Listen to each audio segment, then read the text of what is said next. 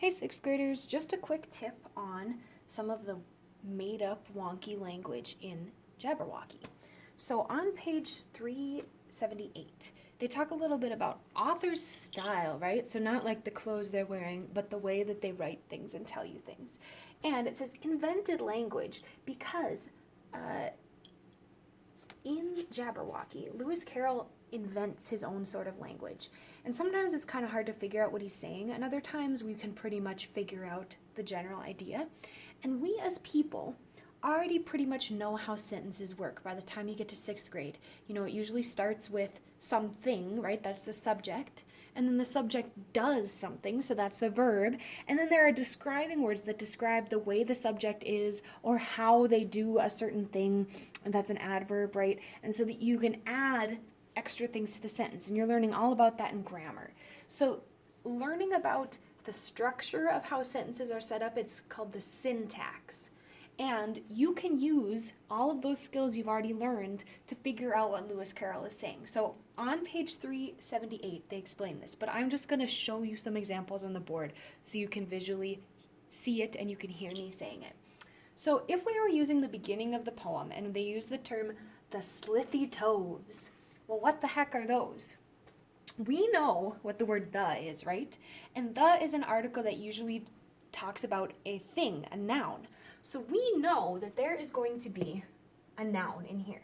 It's either going to be slithy or it's going to be toves. Well, usually when we describe things, right, we add y's at the end, right? Like the shiny, the happy, the slithery, the leathery, the jumpy, the whatever. So if you're using words that end in y, they're usually, but not always, describing words. So this one right here is going to describe. And the thing is the toves, right? Toves is our thing, right? So noun and adjective. So we know then that the toves is the thing. Maybe it's like an animal or a person or a plant or whatever, right? So the toves are slithy. That's how we describe them, okay? Another example, then if we keep going, it said the slithy toves, and then the next line said they did gyre and gimble in the wabe. Sometimes people pronounce it gyre and gimble, but I said it that way. Okay, so they are gyring and gimbling in the wabe, right? So we already know the word did, and did is a verb word.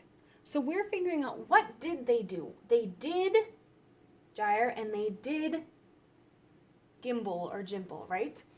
So these are doing words. I need a new color, black. So those are the things that the toves are doing. They're verbing, right? That's the verb. And it says in the, that's a prepositional phrase, in the wabe. So the tells us that we have a thing coming up, right? Because like the apple, the table, the whatever. The describes, it's telling you there's a thing there. So the wabe is a thing. We don't know what it is, but it's a thing. So using your detective clues, you guys can figure out what's in the play, okay? You can also follow the link that I put on your document page and kind of cheat, and you can watch the Muppet version of this this poem, and they act it out for you. So it makes a little bit more sense. But in case you get really confused, use the skills you already have to try and figure out what are they saying in these sentences.